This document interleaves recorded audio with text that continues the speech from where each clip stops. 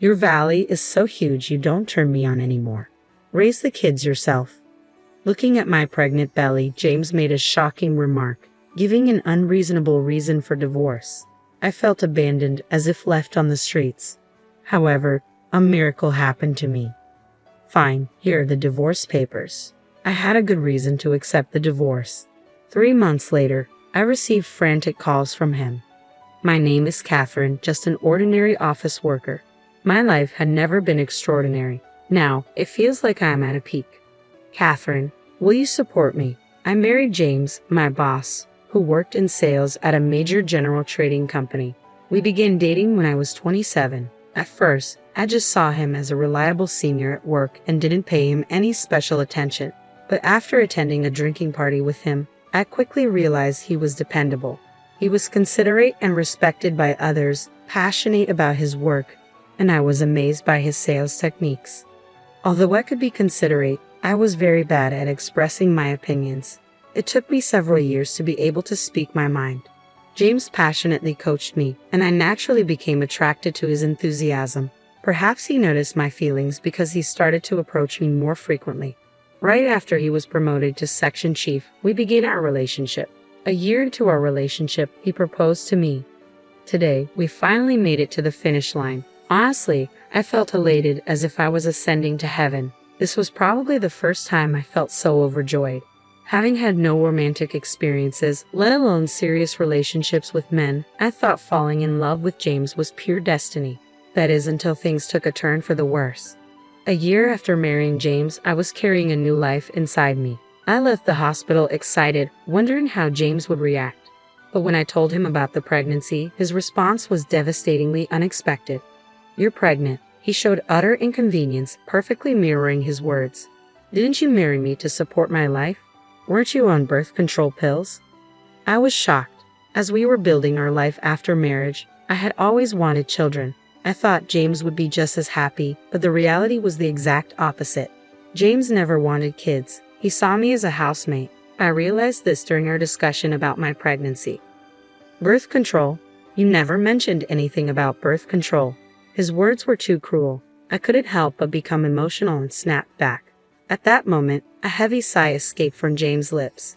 "You just don't get it. You were trash, you used to work for me, and can't even assume that doing what's not being taught is basic. Is your brain too hollow to understand that?" Saying this, he tapped my head with his index finger. The force and emphasis of his words made me feel his frustration and disgust. I was supposed to be happy about this news. Why did he even marry me? As I thought this, he revealed another shocking truth. "I thought you could at least handle the household chores when I married you. I might consider getting a divorce." His words, which felt almost like a threat, depleted my heart. Overwhelmed by sadness and unable to speak, James, with a smirk, added, "Before I married you, I was actually thinking of hiring a maid. I really hate doing household chores, but you liked me, didn't you? You never went against my opinions, and I heard you were good at household tasks. I thought it would be a win-win situation for both of us. It seems like you fooled me." His unbelievable words made me sadder than angry. Fearful of showing my tears, I bit my lip, trying to distract myself with the pain. "I never wanted a child with you. Who asked for you to get pregnant? You should have taken birth control as you were told. That's on you." My heart was filled with regret for marrying him. Of course, he later demanded that I get an abortion, but I firmly refused that request. Until I could find a way to support myself, I had no choice but to do as he said. I begged him, pressing my head to the ground, pleading for the sake of the child. As a result, I remained by his side, but only as a housemate. I was his wife in name only. In exchange for not being involved as a couple, I was allowed to give birth to the child. "I'll provide money, but I won't take care of the kid at all. You're on your own with that." His words, as if he was pushing the responsibility of a pet onto me, pierced through my heart. I had quit my job when I married him because of his requests. If I returned to my previous job, I would have to see James every day after our divorce, and I absolutely couldn't stand that. Until I found a new job and secured a stable income, I had to endure this life. With those thoughts, I felt despair every day. "If you take care of the house properly, I'll work outside. All you need to do is be thorough with the household chores." I was aware that he was bad at household chores even when we were dating. I naively thought he was relying on me. Perhaps this was one of the reasons he wanted to marry me. No matter how much emotional abuse I endured from him, I couldn't escape him. especially now that we had a child. Leaving him, who had an above-average income, would mean plunging into poverty. Which is better, to have a child live in poverty or live in a house with no love? When faced with this harsh binary choice, another tragedy befell me. It was the news of my parents' death. After getting married, I could only see my parents about once a year. The only time I was allowed to return home was during the 3 days he was away on a business trip. If you leave the house, what am I supposed to eat? I couldn't just leave him food. He said such self-centered things. Hence, those rare trips home were the few pleasures in my life, a reward for my daily hard work. I was planning to report about my child as the only filial duty I could offer, but even that was taken away from me. I felt like I had hit rock bottom in my life. A while later, I received an email.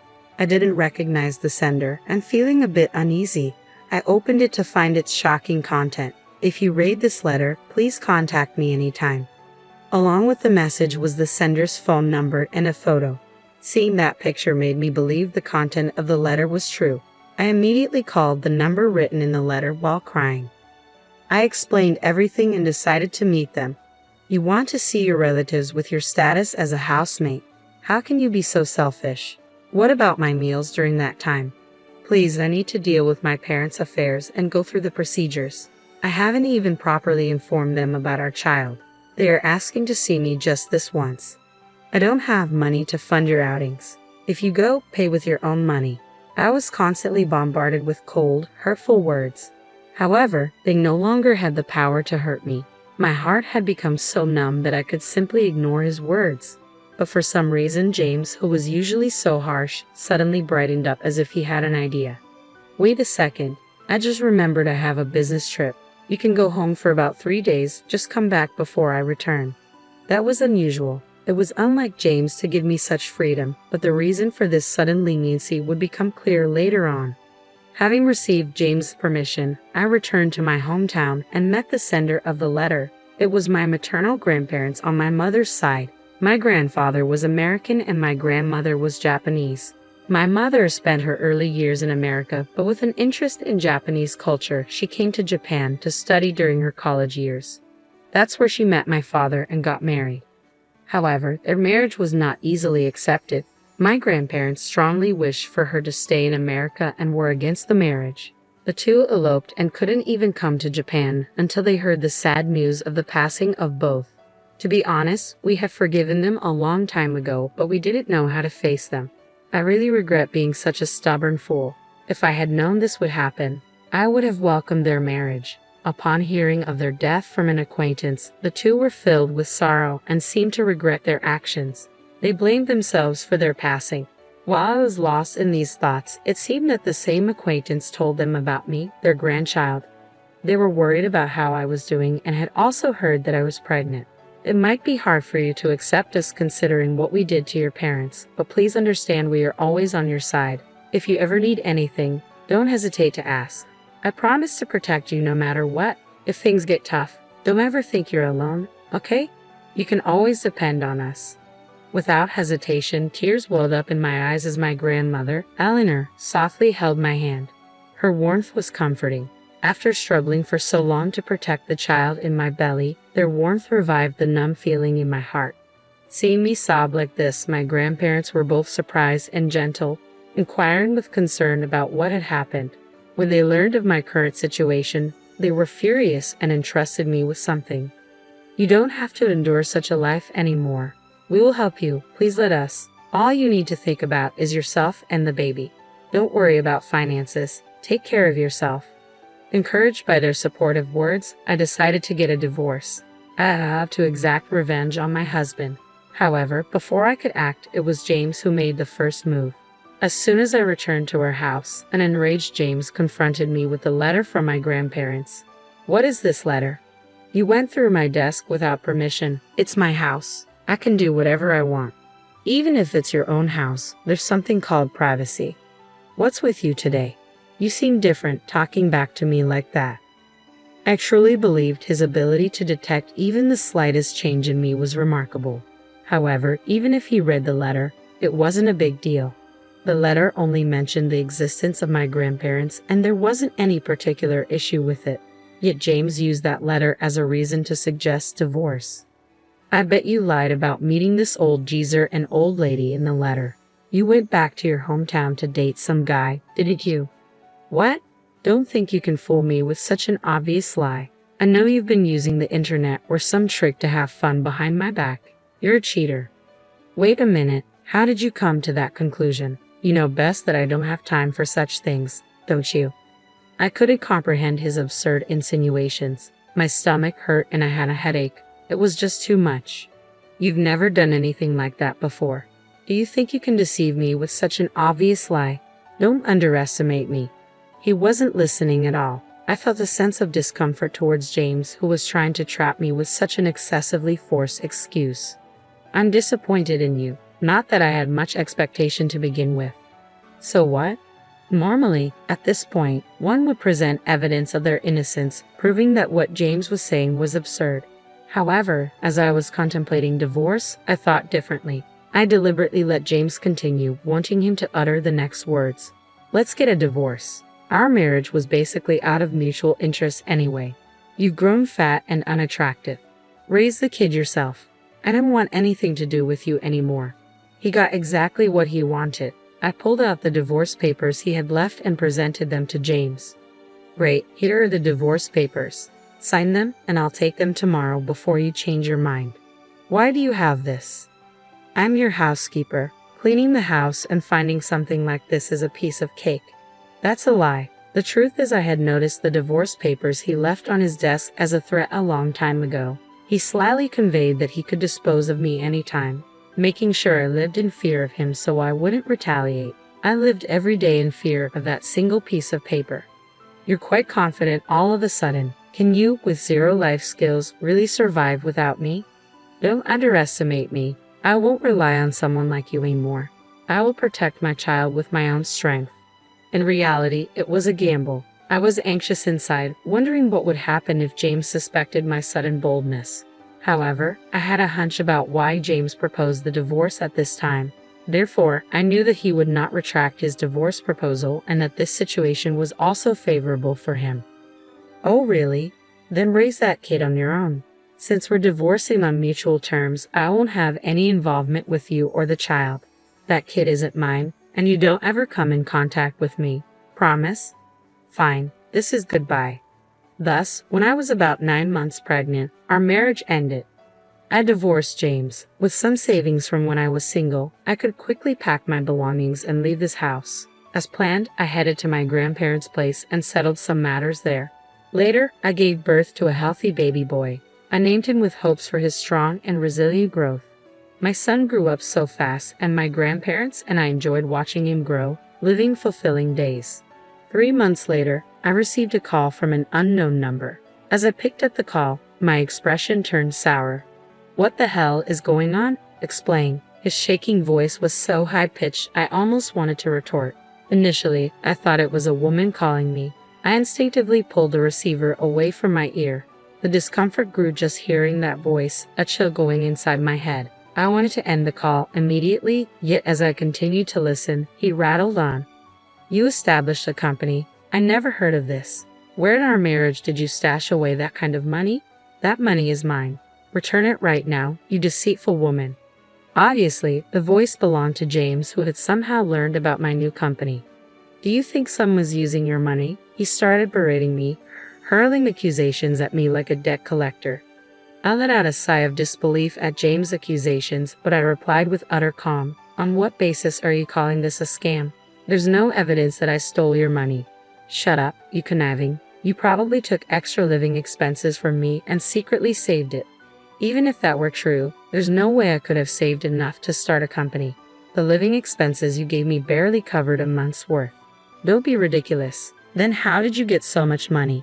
There's no job that would have given you such an income when you were unemployed and living with me.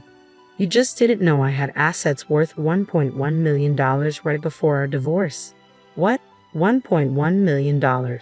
James's voice rose in surprise, stunned by the revelation. He choked on his words. How did you get that much money? The elderly couple I talked about are my maternal grandparents. They are the chairpersons of a globally renowned computer software company. Before divorcing you, I met them and received a bank book they had been saving for me. They always set money aside for their future granddaughter." What? He must have been completely taken aback. It was easy to imagine him being utterly astonished. Right after the divorce, I immediately proceeded with changing the account's name. My grandparents, who live in a distant country, have limited time when they come to my country. There was a need to hurry for smooth processing. Thankfully, the name change was completed the day they arrived in Japan, and I was able to access the money. My mom told me that my grandparents passed away when I was little. I didn't know that they had been estranged. When they found out about my situation, they decided to support me. They promised to take care of me. Upon learning the truth behind our divorce, James was furious. He started spouting words that made him seem hypocritical, given that he was the one who had rashly decided on the divorce. "If I had known that, I wouldn't have divorced you. You have some nerve. You never tried to understand my situation. That's because you're terrible at explaining things. Is that why you're constantly fighting with your new wife, trying to shift the blame as always?" How? How do you know that? Probably not expecting that I knew about his personal matters, James seemed lost for words. His frantic reaction was rather amusing. "I wouldn't notice. It's obvious. We worked together. I didn't need to dig for information. The secret came to me. But don't worry, I'm genuinely relieved that you are marrying the boss's daughter. There's no chance of us getting back together, and I don't have to deal with you anymore. You don't have to be so harsh. We used to love each other. We can still reconcile, can't we?" "What? What are you talking about?" I responded coldly, not even trying to comprehend what he meant. He seemed taken aback by the lack of warmth in my words. James remained silent, struggling to find the right words. "Who said I want to get back together with you? I felt relieved after our divorce. I have a child now, and my grandparents have been so kind. I finally found my happiness. Let your wife deal with your nonsense. I don't want anything to do with you." Having regained my emotions, I recalled the painful days with James, and the anger I had suppressed exploded towards him. Hearing my words, James flinched, probably realizing that I had lost all affection for him. However, he started offering different terms. "Well, can you give me some money then? She's incredibly high maintenance, and I barely have any spending money left. She's demanding, selfish, can't do housework properly, and she goes out almost every night. You have $1 million, right? Can you spare me some?" "Don't be ridiculous. I don't have a single penny left for you. Stop saying such things for your convenience." James, choked by my statement, let out a surprised exclamation. "What? I use all the money to establish my company and buy a new house. I don't have $1.1 million left. I'm sorry for nothing." I had expected James to find out about my situation somehow, and considering his greedy nature, it was predictable that he'd come asking for money.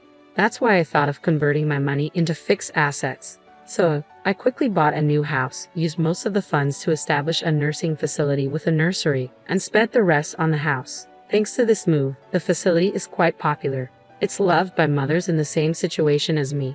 It's fully equipped and designed to ensure single mothers can live independently. I got advice for the company's website and systems for my grandparents and did a lot of research myself using social media. I thoroughly researched what single parents want in a workplace, what kind of jobs are in demand, and established my own company to fulfill all these needs.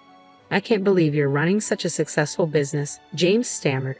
"I was always so irritated by your condescending attitude. Now I can tell you, you thought you could do anything and saw me as trash, but you were so wrong. I hope you regret leaving me for the rest of your life. Your regret won't change anything." "Wait, Catherine. Please give us another chance. I'll do anything you want. Neil? Clean your house, anything." "You must be joking. I would never get back with you even if it killed me. Live happily with your current wife, and please never tell my son you're his father." After that, it seemed like he was shouting something, but I unceremoniously ended the call. I blocked his contact and changed my number.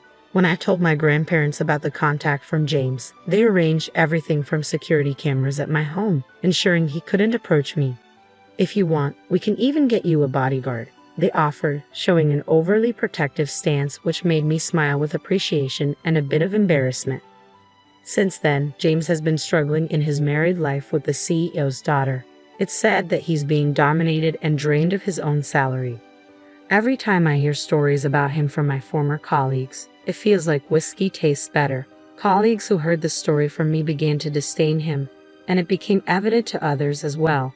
Eventually, James earned a reputation at work as the unfaithful man. As a result, his standing in the company plummeted.